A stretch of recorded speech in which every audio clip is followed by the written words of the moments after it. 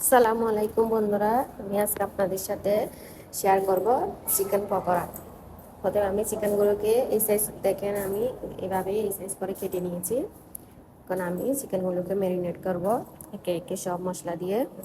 আমি এখানে লবণ, হলুদ, হালকা মরিচের গুঁড়া, আদা আদা পাউডার, রসুনের পাউডার, ধনিয়ার গুঁড়া, হালকা জিরার গুঁড়া স্বাদ মতো, হালকা একটু স্বাদ মতো চিনি, হালকা স্বাদ মতো মিল্ক পাউডার, সবগুলো একত্রে দিয়ে একটু হালকা তেল দিয়ে পরিমাণ মতো আমি এগুলোকে ভালোভাবে ম্যারিনেট করে নিয়েছি।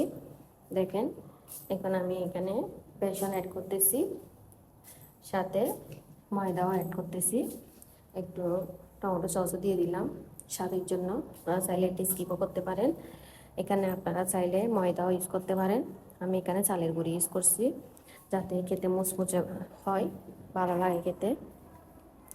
এখন আমি এটাকে ভালো করে মেখে নিব, মিক্স করে নিব, যাতে এমনভাবে মাখতে হবে যাতে সব মশলা ঢুকে চিকেনের মধ্যে। দেখেন, আমি এভাবে এটা রেডি করে নিয়েছি।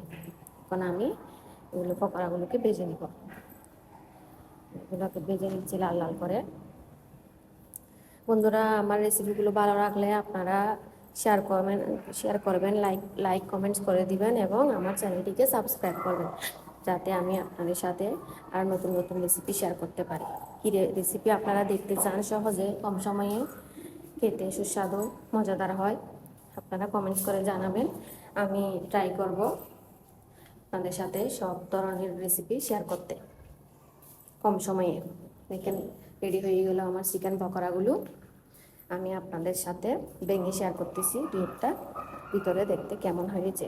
খেতে তো অনেক টেস্টি হয়েছে। আপনারাও বাসায় এভাবে ট্রাই করবেন, বানিয়ে খেয়ে দেখবেন। দেখেন